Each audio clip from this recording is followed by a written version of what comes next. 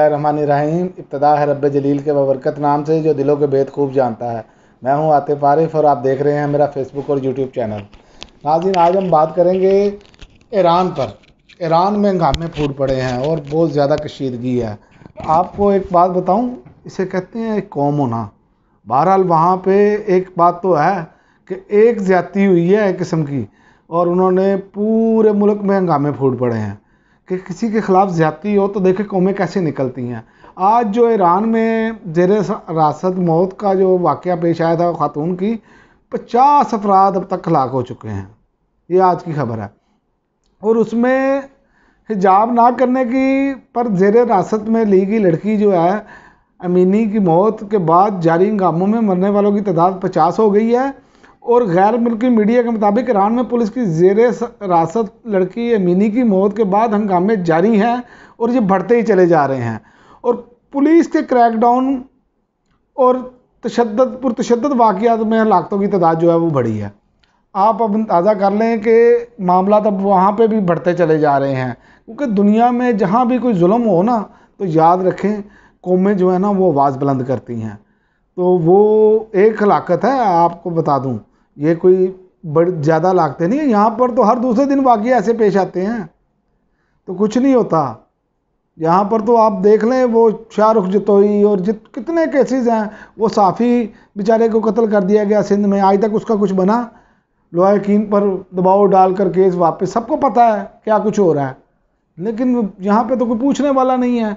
और ईरानी पुलिस जो है ना, उन्होंने क्रैकडाउन शुरू कर दिया अब, और मुजाहिरीन है कि वो भी टलने का नाम नहीं ले रहे। वो भी कह रहे हैं कि ऐसे नहीं, वो कोई पाकिस्तानी लोग नहीं हैं कि वो आराम से अपने घरों में बैठ जाएंगे। वो अपना हक लेना जानते हैं, उनकी एक तारीख है, और वो उसी हवाले से जो है ना वो इस टाइम मैदान में आए हुए हैं। और दूसरी बात आपको बताता चलूँ कि 3 दिन बाद वो उस खातून की तबीयत जो है ना वो ख़राब हुई, जब उसको पकड़ा ना हिजाब ना करने की सूरत में, और उसे अस्पताल मुंतकिल किया गया, और 16 सितंबर को वो इंतकाल कर गई। उसके बाद से ये अब तक हंगामे फूटे हुए हैं, और आप अंदाज़ा कर लें कि वो थमने का नाम नहीं ले रहे। पूरा इंटरनेशनल मीडिया वो दिखा रहा है कि वहाँ पे सूरत हाल क्या बनी हुई है। इतनी ज़्यादा खौफनाक सूरत हाल बनी है कि लोग वापस जाने को तैयार नहीं हैं।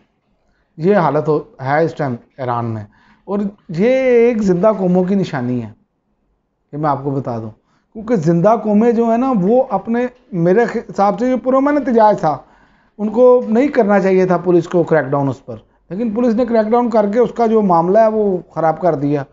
और जब हुकूमतें और ताकतवर जो अदारे होते हैं, शख्सियात होती हैं, जब वो अपनी मनमानी करती हैं आवाम पर और अपनी मर्ज़ी से वो ताकत इस्तेमाल करती हैं, तो फिर उसके लिए मसाइल पैदा होने शुरू हो जाते हैं। आप जहाँ तक अंदाज़ा करें कि वहाँ पे इस टाइम इंटरनेट बंद, टोटल जो है ना वो उन्होंने बंद किया हुआ है। वो मेरा ख्याल है कि शायद पाकिस्तान से उन्होंने ले लिया इस इम्पोर्टेड हुकूमत से कि ऐसे भी किया जा सकता है, वरना ऐसा पहले कभी वहाँ नहीं हुआ।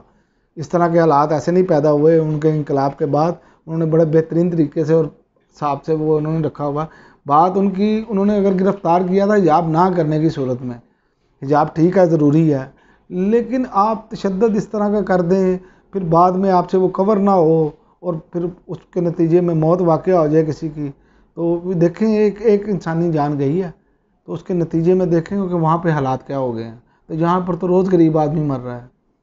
हमारा क्या है? कोई हाल नहीं है, कोई पूछने वाला नहीं है, ना कोई हमें दिलासा देने वाला है।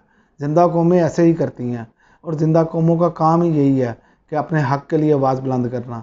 और हम लोग तो बड़ी दूर की बात है ये पूरे मुल्क में बातें करना। आप एक अदारे में चले जाएं जहाँ पे किसी बंदे से ज़्यादती हो रही हो ना, तो 4 मुनाफिक साथ मिल जाते हैं और कहते हैं कि यही गया ना, इसको फारिग, ये इसने ही जाना ना, हम तो हमेशा के लिए बैठे हैं। भाई हमेशा के लिए कोई नहीं बैठा होता।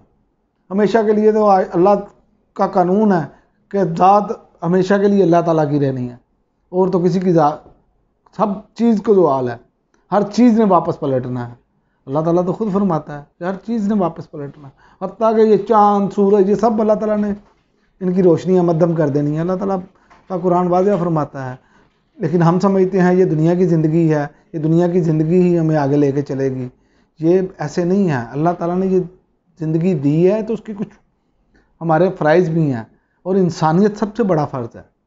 इबादत अपनी जगह पे है, लेकिन जो इंसानियत है वो सबसे बड़ा है, और इंसानियत का ही दर्स हमारे नबी करीम सल्लल्लाहु अलैहि वसल्लम ने दिया।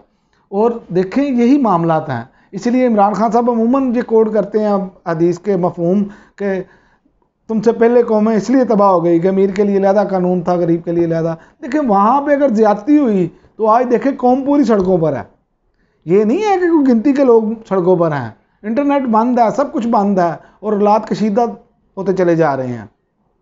और अल्लाह ताला हमारा हमसाया मुल्क है, अल्लाह ताला उनके हाल पर रहम करे और कशीदगी ख़त्म हो, और वो भी अपनी गलतियों से सीखें कि जैसे पाकिस्तान में ये हुकूमत कर रही है वैसे इकदाम तो कम से कम आप ना करें।